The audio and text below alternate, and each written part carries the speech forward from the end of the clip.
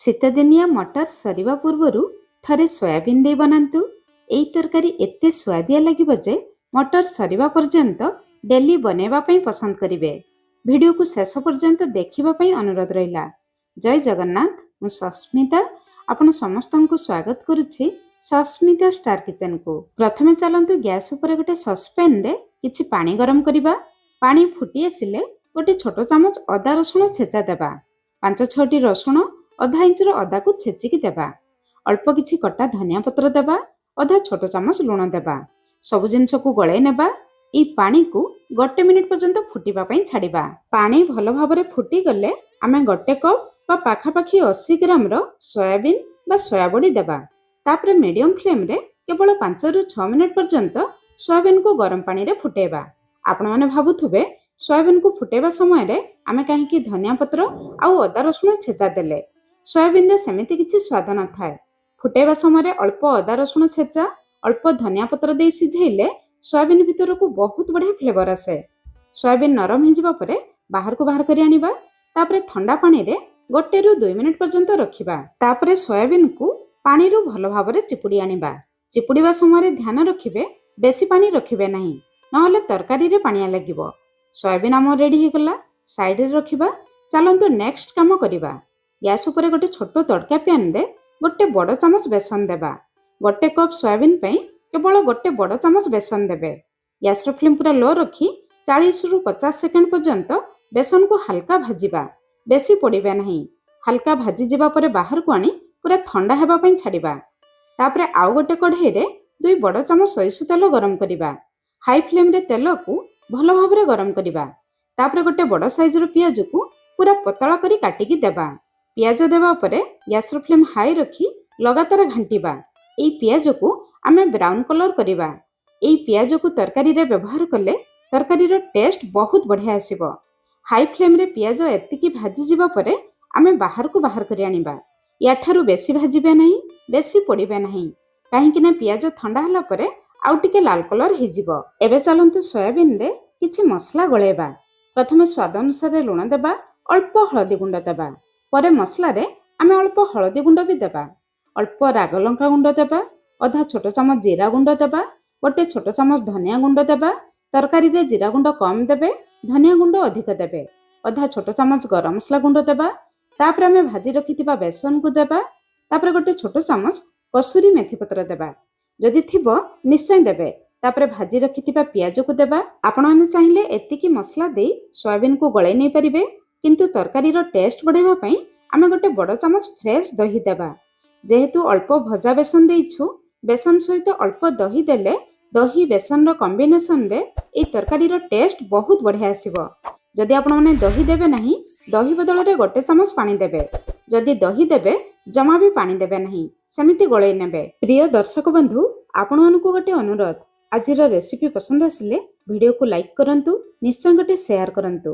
ଚ୍ୟାନେଲରେ ଯଦି ନୂଆ ଅଛନ୍ତି ଏଯାଏଁ ସବସ୍କ୍ରାଇବ୍ କରିନାହାନ୍ତି, ପ୍ଲିଜ୍ ଚ୍ୟାନେଲକୁ ସବସ୍କ୍ରାଇବ୍ କରନ୍ତୁ। ସୋୟାବିନ୍କୁ ଗୋଳେଇ ସାରିବା ପରେ 5-7 ମିନିଟ୍ ସାଇଡ଼ରେ ରଖିବା। ସବୁ ମସଲା ଭଲ ଭାବରେ ମିଶିଯିବ। ପିଆଜ ଛାଣି ସାରିବା ପରେ ସେଇ ତେଲକୁ ଆଉ ଥରେ ଭଲ ଭାବରେ ଗରମ କରିବା। ତେଲ ଗରମ ହେଇଯିବା ପରେ ଅଧା ଚାମଚ ଜିରା, 1 ଗୁଜୁରାତି, ଛୋଟ ଖଣ୍ଡେ ଡାଲଚିନି, 1 ବଡ଼ ଅଳେଇଚ, 1 ଚକ୍ରଫୁଲ, 4ଟି ଲବଙ୍ଗ, 8ରୁ 10ଟି ଗୋଲମରିଚ ଦେବା। 1 ତେଜପତ୍ର ଦେବା। ଗରମ ମସଲା ତେଲରେ ଫୁଟିଯିବା ପରେ 2-3 ପିଞ୍ଚ ହିଙ୍ଗୁ ଦେବା। ମଟର ଟିକେ ଗ୍ୟାସ୍ করে ଅଳ୍ପ ହିଙ୍ଗୁ ଦେଲେ ତରକାରୀ ବହୁତ ଜଲ୍ଦି ହଜମ ହେଇଯିବ। ହିଙ୍ଗୁ ତେଲରେ ଫୁଟିଯିବା ପରେ 1 ମିଡିୟମ ସାଇଜର ପିଆଜ ଦେବା। ଗ୍ୟାସ୍ର ଫ୍ଲେମ୍ ଲୋ ମିଡିୟମ ରଖି ପିଆଜକୁ ହାଲକା ଲାଲ କଲର୍ ହେଲା ପର୍ଯ୍ୟନ୍ତ ଭାଜିବା। ଏବେ ଆମେ ଗ୍ୟାସ୍ର ଫ୍ଲେମ୍ ପୁରା ଲୋ ରଖିବା। ସେପଟେ ତରକାରୀ ପାଇଁ ମସଲା ବନେଇବା। ମସଲା ପାଇଁ ଗ୍ରାଇଣ୍ଡର ଜାର୍ ନେବା। 1 ଇଞ୍ଚର ଅଦା, 12ରୁ 14ଟି ରସୁଣ, 2ଟି କଞ୍ଚା ଲଙ୍କା।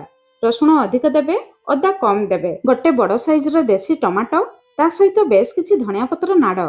ଧଣିଆ ପତ୍ର ଅପେକ୍ଷା ନାଡ଼ରେ ବେଶୀ ଫ୍ଲେଭର ଥାଏ। ତା ସହିତ 2-3 ଚାମଚ ପାଣି ଦେଇ ମସଲାକୁ ଚିକଣ କରି ବାଟି ଆଣିବା।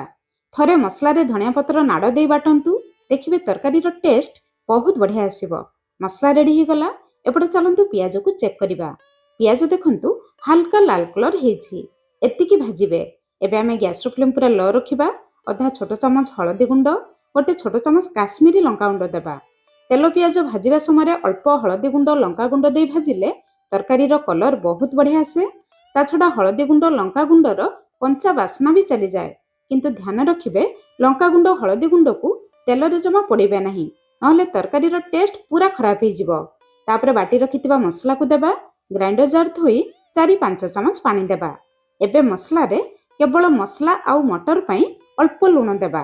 ସୋୟାବିନ୍ ପାଇଁ ଆମେ ଲୁଣ ଦେଇଥିଲେ, ଏବେ ଏଇ ମସଲାରେ ଆଉ କିଛି ଗୁଣ୍ଡ ମସଲା ଦେବା ଦରକାର ନାହିଁ, କାହିଁକି ନା ସୋୟାବିନ୍କୁ ଗଳେଇବା ସମୟରେ ଆମେ ସବୁ ଗୁଣ୍ଡ ମସଲା ଦେଇଥିଲେ।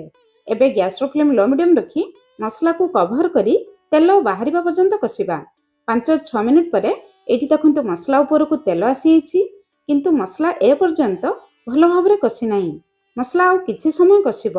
ଏଇ ଷ୍ଟେଜ୍ରେ ଅଧା କପ୍ ଫ୍ରେଶ୍ ଗ୍ରୀନ୍ ମଟର ଦେବା। 100 ଗ୍ରାମର ଗ୍ରୀନ୍ ମଟର। 1 କପ୍ ସୋୟାବିନ୍ ପାଇଁ ଅଧା କପ୍ ଗ୍ରୀନ୍ ମଟର ଦେବେ। ଏବେ ଗ୍ରୀନ୍ ମଟରକୁ ମସଲା ସହିତ କଷିବା।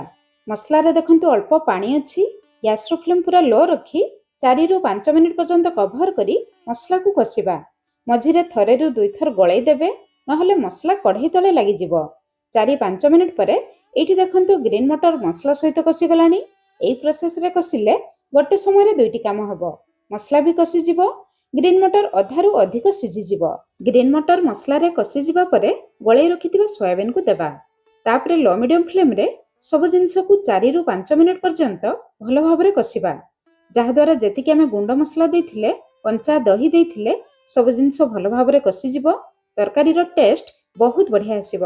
4-5 ମିନିଟ୍ ପରେ ଏଇଠି ଦେଖନ୍ତୁ ସବୁ ଜିନିଷ ଭଲ ଭାବରେ କଷିଗଲାଣି। ଏବେ ତରକାରୀରେ ଝୋଳ ପାଇଁ 2 ଗ୍ଲାସ୍ ପାଖାପାଖି ଗରମ ପାଣି ଦେବା। ଜମା ଅଧିକ ପାଣି ଦେବେ ନାହିଁ କିମ୍ବା ଥଣ୍ଡା ପାଣି ଦେବେ ନାହିଁ। ଏଇ ତରକାରୀକୁ ଆମେ ବେଶୀ ଝୋଳ କରିବା ନାହିଁ। ପାଣି ଦେବା ପରେ ଗ୍ୟାସ୍ର ଫ୍ଲେମ୍ ହାଇ ରଖିବା। ପାଣି ବହୁତ ଜଲ୍ଦି ଫୁଟିଯିବ। ପାଣି ଥରେ ଫୁଟି ଆସିଲେ ଗ୍ୟାସ୍ର ଫ୍ଲେମ୍ ଲୋ ମିଡ଼ିୟମ୍ ରଖି 5-6 ମିନିଟ୍ କଭର କରିବା, ଯାହାଦ୍ୱାରା ସବୁ ଜିନିଷ ଭଲ ଭାବରେ ସିଝିଯିବ। ସବୁ ମସଲାର ଫ୍ଲେଭର ତରକାରୀ ଭିତରକୁ ଆସିଯିବ। 5-6 ମିନିଟ୍ ପରେ ଏଇଠି ଆମର ତରକାରୀ ପୁରା ରେଡ଼ି ହେଇଯାଇଛି। ଝୋଳ ଏତିକି ବହଳିଆ ରଖିବେ। ତରକାରୀ ଥଣ୍ଡା ହେଲା ପରେ ଝୋଳ ଆଉ ଟିକେ ବହଳିଆ ହେଇଯିବ। ଦେଖନ୍ତୁ ଆମ ତରକାରୀ କେତେ ଡେଲିସିୟସ୍ ଦେଖାଯାଉଛି। ଏବେ ଆମେ ମଟରକୁ ଚେକ୍ କରିବା। ମଟର ଭଲ ଭାବରେ ସିଝି ଯାଇଛି, କିନ୍ତୁ ଘାଣ୍ଟି ନାହିଁ। ଏମିତି ରହିଲେ ତରକାରୀ ଦେଖିବା ପାଇଁ ଭଲ ଲାଗିବ, ଖାଇବା ପାଇଁ ମଧ୍ୟ ଭଲ ଲାଗିବ। ଏବେ ଆମ ରେଡ଼ି ହେଇଗଲା ନୂଆ ଶୈଳୀରେ ମଟର ଦିଆ ସୋୟାବିନ୍ ତରକାରୀ। ଆପଣମାନେ ନିହାତି ଥରେ ଏଇ ପ୍ରୋସେସ୍ରେ ବନାନ୍ତୁ, ଆଉ କେମିତି ଲାଗିଲା ନିହାତି କମେଣ୍ଟସ୍ କରି ଜଣାଇବେ। ତାହେଲେ ଆପଣଙ୍କ କମେଣ୍ଟସ୍ ଅପେକ୍ଷାରେ ଆଜି ପାଇଁ ରହିଲି। ପୁଣି ଦେଖା ହେବା ନୂଆ ରେସିପିରେ। ଧନ୍ୟବାଦ।